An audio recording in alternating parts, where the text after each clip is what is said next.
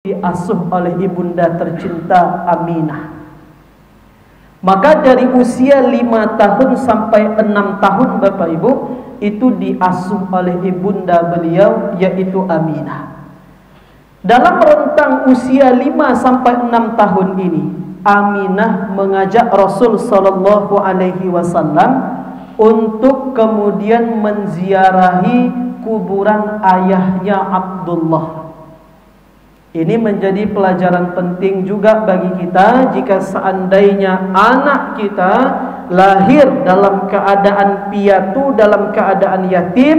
Kalau dia sudah mulai agak besar sedikit, tolong kenalkan dia siapa ayahnya, siapa ibunya, agar dia tahu dia berasal dari keturunan yang mana dan siapa saja kerabat-kerabatnya. Maka dalam perjalanan itu Aminah yang awalnya mengajak Rasul sallallahu alaihi wasallam tepatnya di desa Abwa dipanggil oleh Allah Subhanahu wa taala. Akhirnya Nabi pada umur 6 tahun beliau sudah kehilangan ayah dan juga tidak lagi memiliki ibu kandungnya sendiri. Dari rentang usia 6 sampai 8 tahun Bapak Ibu, ini Nabi Muhammad sallallahu alaihi wasallam diasuh oleh kakeknya Abdul Muthalib. Dari umur 8 sampai seterusnya Nabi Muhammad sallallahu alaihi wasallam diangkat menjadi nabi, diangkat menjadi rasul, itu diasuh oleh pamannya yang bernama Abu Talib. Ketika Rasul sedang butuh-butuhnya dengan Abu Talib, ketika masih berdakwah di kota Makkah Al-Mukarramah, Abu Talib pun diambil oleh Allah Subhanahu wa taala. Kakeknya cuma 2 tahun mengasuh cucunya Muhammad.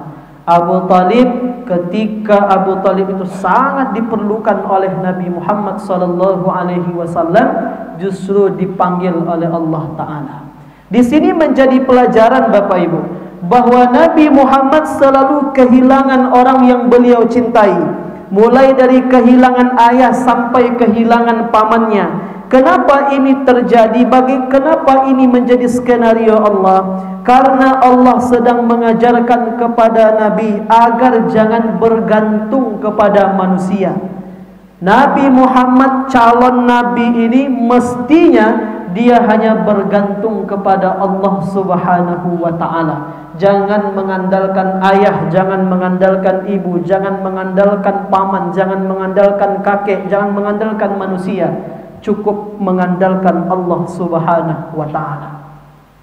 Ketika beliau diasuh oleh pamannya Abu Talib, disinilah beliau belajar menggembala. Disinilah beliau belajar berdagang.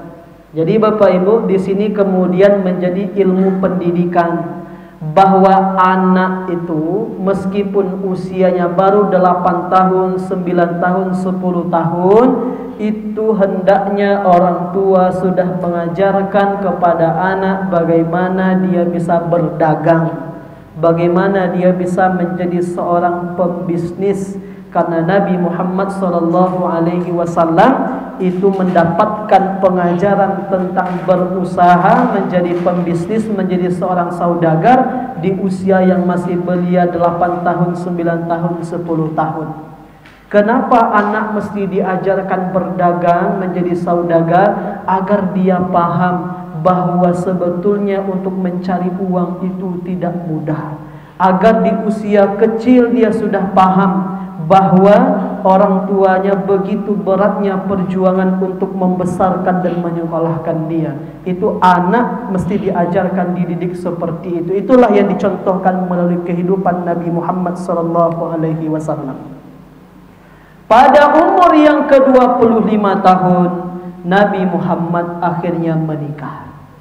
Siapa istri beliau? Istrinya adalah perempuan terbaik di kota Makkah, perempuan yang paling kaya sekota Makkah Al-Mukarramah, yaitu Khadijah Al-Kubra radhiyallahu anha.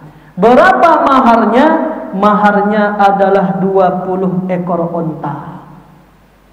Ini kemudian menjadi konsep Bapak Ibu, menjadi pelajaran bagi kita bersama, bahwa kalau dalam proses akad pernikahan mestinya maharnya itu dibesarkan.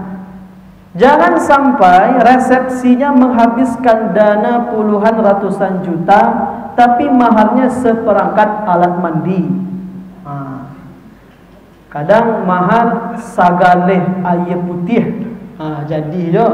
Kadang mahar 5.000 rupiah, jadi jo akad tu.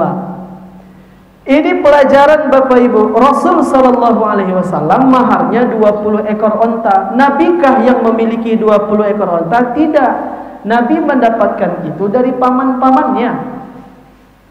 Nah, jadi kalau Bapak Ibu kita punya anak mau menikah dan kita ingin membantu dia secara finansial dan biaya pernikahan, silakan, itu boleh. Kita orang tua membantu. Untuk resepsi kita akan siapkan dana membantu anak kita, dia sudah bekerja 50 juta rupiah. Nah, maka sisihkan sedikit, mungkin 3 juta, 5 juta untuk membantu maharnya. Sampaikan kepada anak laki-laki bahwa laki-laki terbaik adalah laki-laki yang meninggikan maharnya. Dan sampaikan kepada anak kita yang perempuan, perempuan yang terbaik, perempuan yang berkah, itu adalah perempuan yang memudahkan maharnya. Beda antara mudah dengan murah Bapak Ibu. Bukan yang memurahkan maharnya, tetapi yang memudahkan maharnya. Jadi agar apa? Agar kita bisa mencontoh Nabi Muhammad. Jangan sampai tadangan dengan mahar 5.000 rupiah. Sah kecuali saudara. Nah, dengan mahar emas 45 gram. Itu mantap namanya. Dengan cincin emas, cincin berlian, piti 10 juta. Itu rancak terangnya. Semakin besar maharnya itu insya Allah akan semakin berkah kehidupan rumah tangga. Kenapa? Itu kemudian menjadi konsep yang diajarkan oleh Nabi Muhammad SAW. Jadi coba Ibu, jangan sampai resepsi habis 150 juta, tapi yang mahar seperangkat alat mandi. Jangan sampai.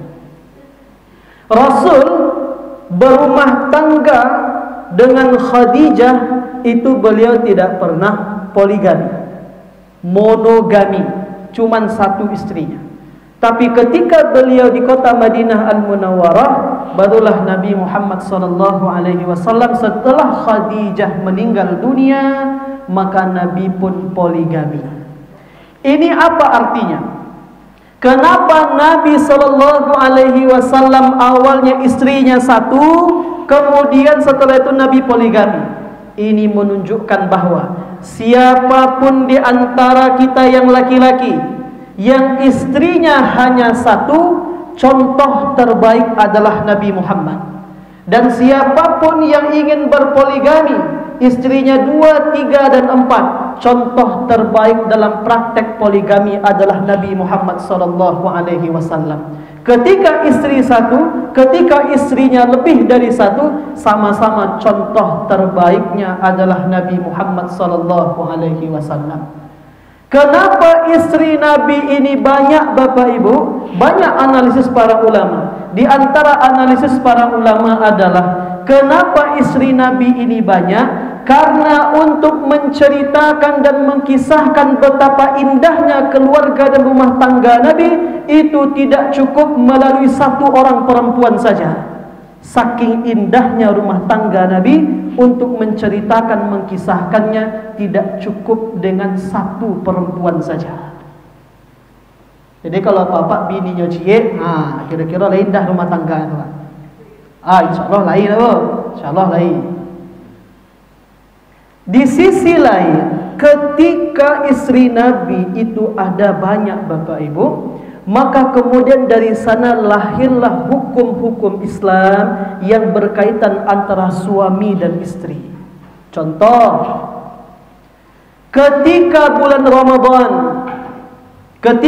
Ramadan, suami dan istri berhubungan, kemudian sahur tak jago, Pak. lah subuh, lah terbit matahari. Apakah puasa dilanjutkan atau tidak? Itu yang tahu hanya istri Nabi. Bagaimana Nabi mengamalkan? Bagaimana Nabi, apakah Nabi terus berpuasa atau jangan-jangan Nabi tidak puasa Ramadan pada hari itu? Dari mana kita tahu? Dari istri Nabi Muhammad SAW. Dan hal-hal yang terkait hal-hal yang seperti itu kita bisa tahu dari istri Rasul SAW. Makanya Nabi istrinya banyak, itu ada hikmah-hikmah tersendiri yang kita harus memahami itu. Ketika umur beliau 35 tahun Bapak Ibu, Rasul sudah eksis di tengah-tengah masyarakat. Sudah terkenal di seantero kota Makkah Al-Mukarramah. Nabi digelari dengan Al-Amin, sehingga Nabi ini seperti sebuah bank, tempat penitipan uang, tempat penitipan barang. Orang hanya percaya menitipkan uang hanya kepada Nabi Muhammad SAW. Umur 40 tahun Nabi diangkat menjadi Rasul dengan wahyu pertama, Iqra bismi rabbikal ladzi khalaq. Setelah Nabi diangkat menjadi Rasul pada usia 40 tahun, maka kemudian Nabi berdakwah 13 tahun di kota Makkah Al-Mukarramah. Ketika itu banyak yang menentang dakwah Nabi Muhammad. Maka apa kejadian peristiwa yang terjadi di 13 tahun pertama dakwah Nabi? Nabi ketika itu terjadi peristiwa hijrah ke Habasyah 2 kali. Terjadi peristiwa Isra Mi'raj. Nabi kehilangan Khadijah dan Abu Talib. Nabi ketika itu berhijrah dakwah ke Taif dilempari batu. Kemudian terjadi Bai'at Aqabah 1, Bai'at Aqabah 2, dan terjadi hijrah ke kota Madinah Al-Munawwarah yang ketika itu juga terjadi pada bulan Rabiul Awal. Selesai 13 tahun Nabi di kota Makkah, disinilah Nabi Muhammad SAW menanamkan akidah keimanan tauhid kepada para sahabat. 13 tahun Nabi di kota Makkah berdakwah. Kemudian hijrah ke kota Madinah. Nabi 10 tahun di kota Madinah Al-Munawwarah. Pada tahun pertama Bapak Ibu, Nabi Muhammad fokus membangun masjid. Nabi lebih dahulu mendahulukan bangun masjid dibanding membangun rumah beliau sendiri. Nabi di awal-awal kedatangan numpang di rumah Abu Ayyub Al-Ansari. Ketika itu di awal-awal kedatangan, Nabi mempersaudarakan antara orang Makkah dengan orang Madinah. Ketika itu dibuat pula perjanjian piagam Madinah antara Muhajirin dan Ansar. Kemudian karena ketika itu ada orang Yahudi, Nabi pun membuat kesepakatan bersama dengan orang Yahudi. Pada tahun kedua dan sampai tahun kelima Nabi di kota Madinah Al-Munawwarah, itu merupakan tahun perjuangan melawan kafir Quraisy, melawan orang Yahudi dan Arab Badui. Terjadilah perang Badar pada tahun 2 Hijriah. Pada tahun yang ketiga terjadi perang Uhud. Pada tahun yang kelima terjadi perang Khandaq atau perang Ahzab.